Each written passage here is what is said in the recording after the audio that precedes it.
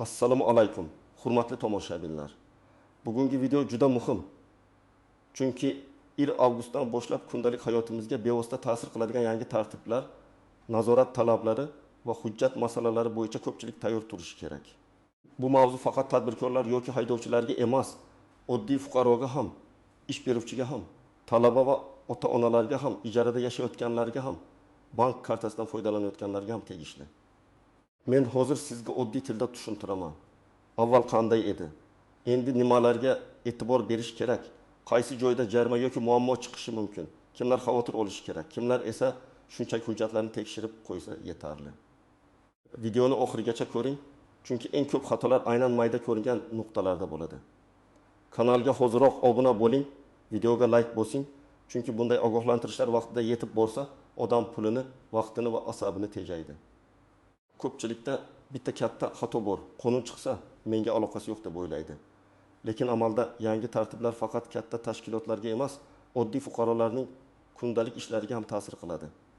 Masalan, siz bank orqali pul o'tkazasiz, plastik karta ishlatasiz, telefon raqamingiz nomingizda kommunal to'lov qilasiz, mashina haydaysiz, ijara shartnomasi tuzasiz, farzandingizni bog'cha yoki maktabga joylashtirasiz, subsidiya yoki nafaqa olish uchun ariza berasiz.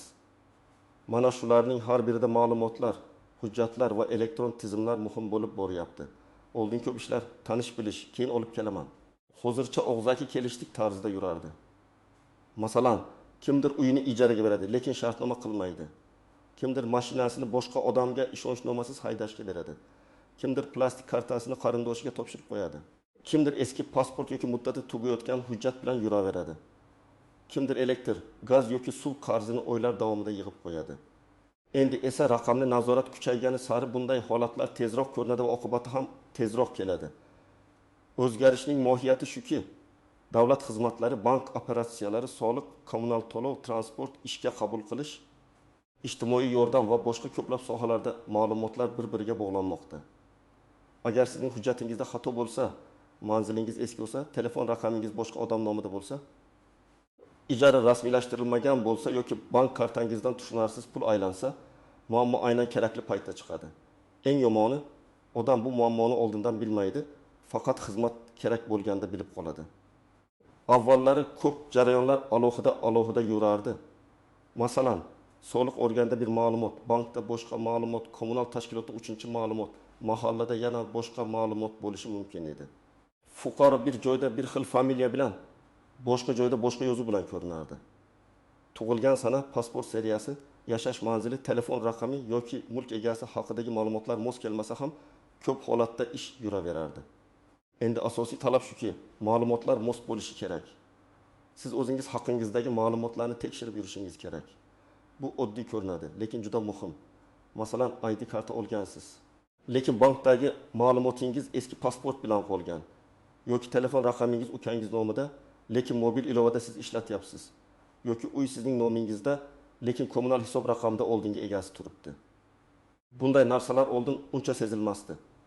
Hozir esa elektron tizimlarda avtomatik ravishda muammo chiqarishi mumkin. Misol keltiraman. Bir fuqaro bankdan kredit olmoqchi bo'ladi. Ish haqi bor, daromadi yomon emas. Lekin arizada yashash manzili boshqa, soliq tizimidagi ma'lumot boshqa, bankdagi hujjat eski. Natijada kredit rad etiladi yoki qo'shimcha tekshiruvga tushadi. Fuqaro mening aybim nima deb o'ylaydi. Aslida ayb ko'pincha ma'lumotlarni vaqtida yangilamaganda bo'ladi. Yana bir misol. Ota-ona farzandini bog'chaga navbatga qo'ymoqchi. Elektron arizada bolaning tug'ilganlik guvohnomasi, ota-onaning pasport ma'lumotlari va yashash manzili mos kelishi kerak. Agar ota-onadan biri boshqa manzilda ro'yxatda bo'lsa, telefon raqami boshqa odam nomida bo'lsa yoki arizada ism, familiya noto'g'ri kiritilsa, navbatda chalkashlik paydo bo'ladi. Buni keyin tuzatish uchun bir necha joyga borishga to'g'ri keladi. Birinchi navbatda hujjati muddati tugayotgan fuqarolar e'tiborli bo'lishi kerak. Pasport, ID karta, haydovchilik guvohnomasi, transport sug'urtasi, texnik ko'rik, ishonchnoma, ijara shartnomasi, istar yoki boshqa ro'yxat ma'lumotlari muddati va holatini tekshiring. Odamlar ko'pincha hali vaqt bor deb yuradi. Keyin bankda, aeroportda, notariusda yoki davlat xizmatlari markazida muammo chiqadi. Masalan, siz viloyatdan Toshkentga ish bilan kelmoqchisiz. Yo'lda hujjat so'raladi yoki ishga kirishda ma'lumot tekshiriladi. Agar ID kartangizdagi ma'lumot eski bo'lsa, yashash manzilingiz tasdiqlanmagan bo'lsa yoki telefon raqamingiz sizning nomingizda bo'lmasa, ish beruvchi sizni rasmiylashtirishda qiynaladi. Bu ish beruvchining ham muammosi, sizning ham muammoingiz.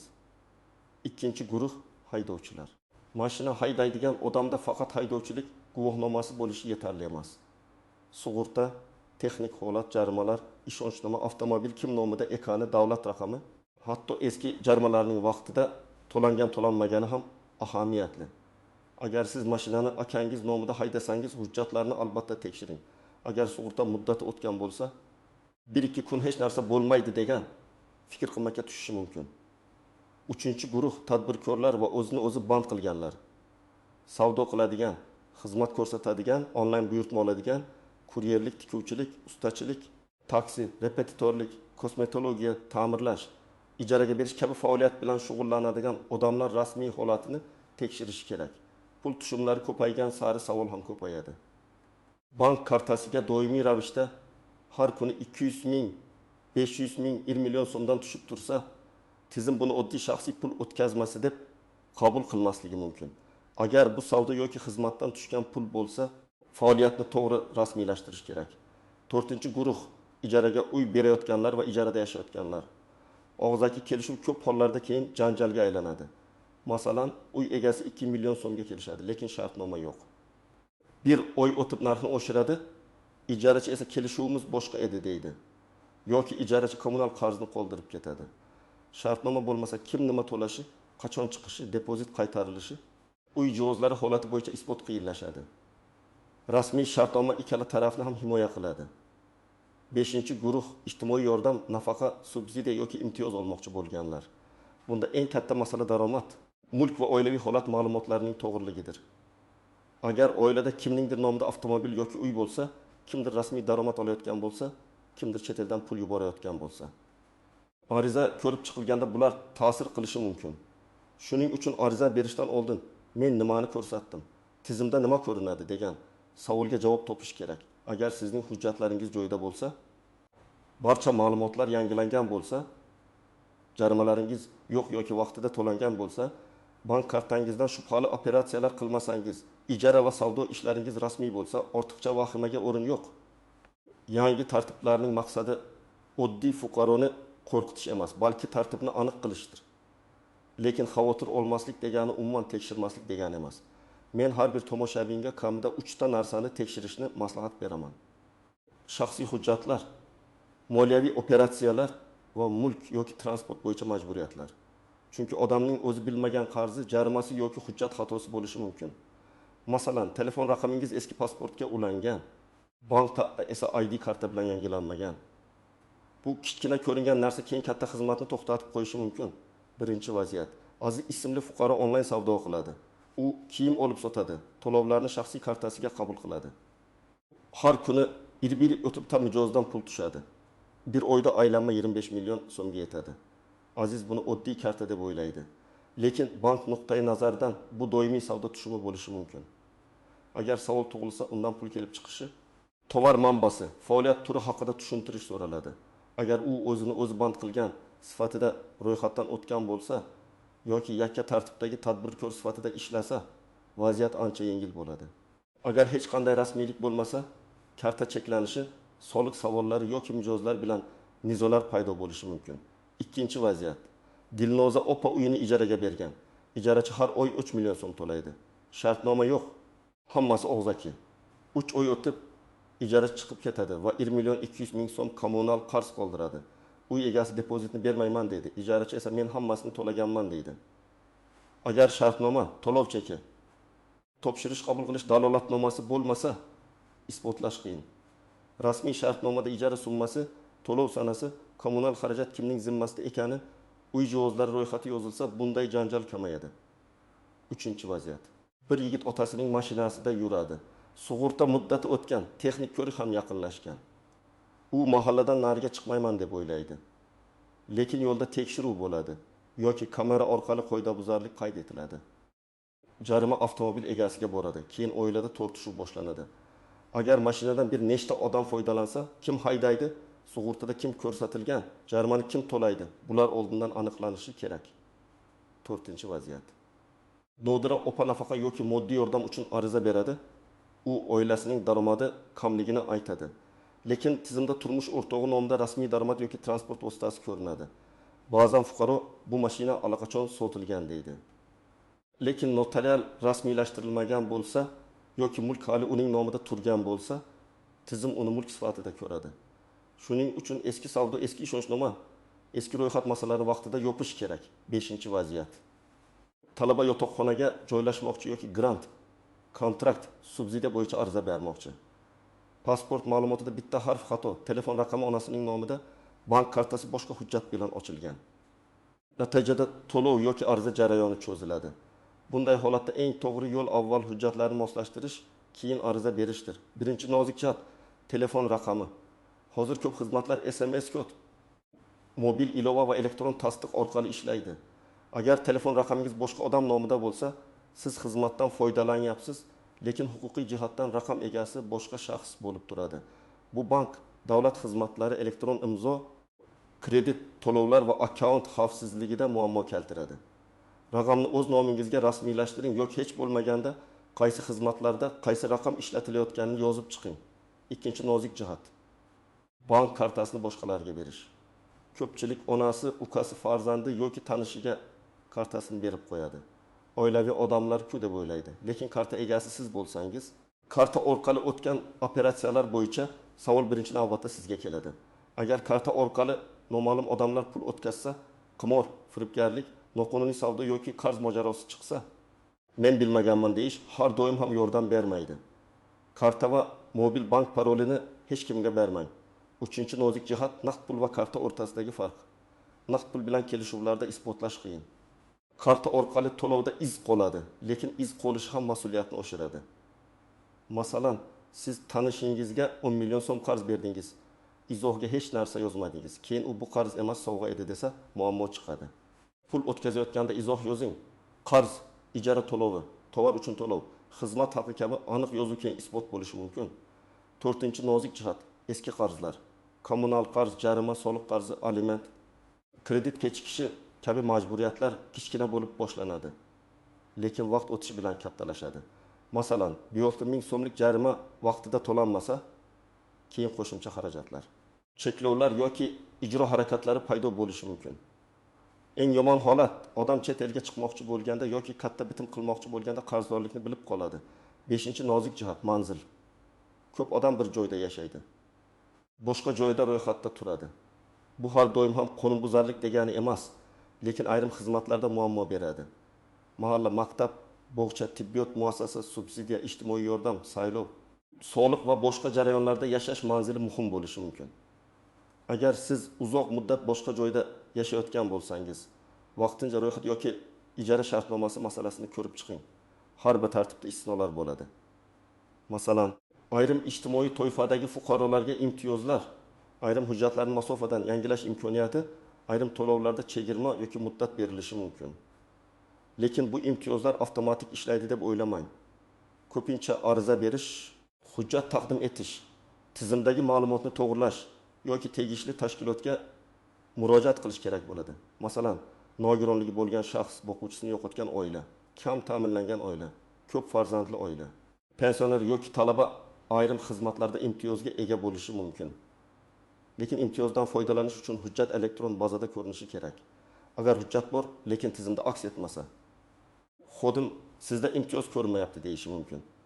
Bunda jahlanish emas, hujjatni yangilash va bazaga kiritish kerak. Yana bir istisno, agar sizda eski kelishuv, eski shartnoma yoki sud qarori bo'lsa, yangi tartibga o'tishda alohida holat bo'lishi mumkin. Masalan, eski ijara shartnomasi muddati hali tugamagan bo'lsa, uni darhol bekor qilish kerak bo'lmasligi mumkin. Lekin muddati, to'lov shartlari va ro'yxatdan o'tkazilgan holatni tekshirish kerak. Har bir holatda hujjat sanasi, amal qilish muddati va tomonlarning majburiyati muhim. Men tajribamdan aytaman, eng ko'p muammo og'zaki kelishuvdan chiqadi. Aka, ishonamiz, opa keyin yozib qo'yamiz, hozircha shunday bo'lsin degan gaplar muammo bo'lmagan paytda yaxshi eshitiladi. Lekin pul, mulk, ijara, qarz, ish haqi, xizmat yoki avtomobil masalasida yozma iz bo'lmasa, keyin har kim o'zicha eslaydi. Agar siz 5 million so'm qarz bersangiz, oddiy tilxat qiling. Agar uy ijaraga bersangiz, shartnoma qiling. Agar ustaga 8 million so'mlik ta'mirlash ishini topshirsangiz, ish turi, muddat, material kimdan, to'lov qachon, kafolat bormi? Hammasini yozing. Agar onlayn savdo qilsangiz, mijozga to'lov va yetkazib berish shartini aniq ayting. Bu ishonchsizlik emas, bu tartib.